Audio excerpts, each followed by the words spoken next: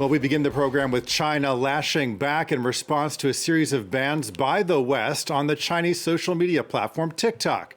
Most recently, the U.S. ordered federal employees to remove the video app from government-issued phones. Now, that order follows similar moves by the EU and Canada in recent weeks. And for more on this, we're joined by our technology editor, Peter O'Brien. Hi, Peter. Hi, Monty. So talk us through how all of this played out and how China responded. So these governments are banning TikTok from both official devices and privately owned devices which are using official networks. One of the most recent was Germany, which on Thursday banned TikTok from these devices. Before that, on the Tuesday, 28th, we had the European Parliament getting rid of it. We also had White House setting a 30-day deadline for TikTok to be removed from official devices.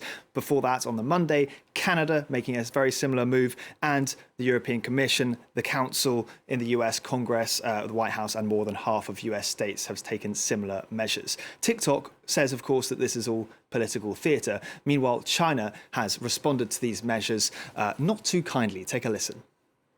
The US side should respect the principles of the market economy, stop unreasonably suppressing the companies concerned, and provide an open, fair and non-discriminatory environment for companies of all countries to invest and operate in the United States. Well, so Peter, critics are quick to point out that China itself bans a lot of websites. Yeah, it's a bit rich considering that China has had its great firewall in place for 20 years now, blanket banning Facebook, YouTube, Twitter in most parts of China, and even sites like LinkedIn. Also, TikTok itself is banned in mainland China. You have to well, it's not banned, but it's not available to download, so it's difficult to get. It's available as Douyin, which is the same app but for the Chinese market, and criticism of the Communist Party on this app is not allowed. Voice of America journalist Wenhao Ma trawled through Chinese social media to see reaction to the Chinese Foreign Ministry's response to these bans, and found a lot of criticism. Actually, one person saying, for instance, what's TikTok and can we use it here in China? Many of these comments have now been removed. Well, is this just politics, or do you think TikTok users have a real reason to worry about the future of the platform? Well, so if we look at what the parent company ByteDance has been doing, they're going to great lengths to reassure people, moving a lot of their staff to Singapore. They're also rerouting servers outside of China, so that's non-Chinese users' data is kept in their own countries.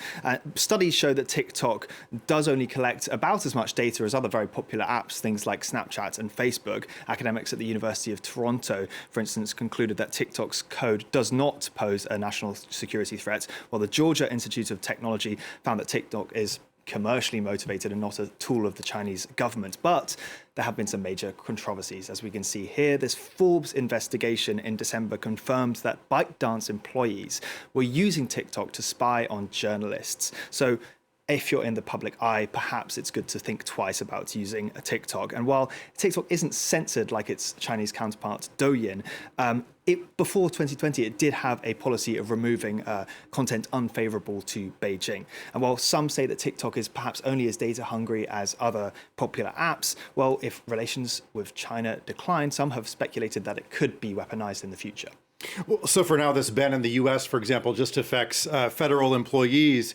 Do you think the general public will also heed these warnings from the government about, security risks? Honestly, I doubt it. Whatever secret source TikTok has in its algorithm, it's certainly working. A report by Insider Intelligence shows time on TikTok spent by US adults has surpassed that of YouTube and is reaching levels of TikTok. That's despite some of the more bizarre content on the platform. We see people live streaming themselves asleep, for instance, and actually encouraging people to pay to wake them up with a loud noise or smoke being released into their bedroom. But that aside, it's not the only Chinese app that's widely successful. I've just checked the App Store in the US, and Temu, CapCut, and TikTok take the 3 top spots. They're all Chinese, and Shein isn't too far after as well.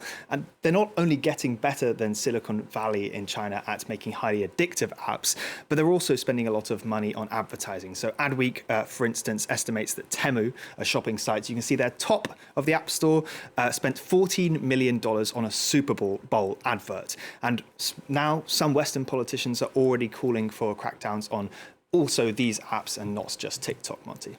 Okay, our technology editor, Peter O'Brien. Peter, thanks so much. You're welcome.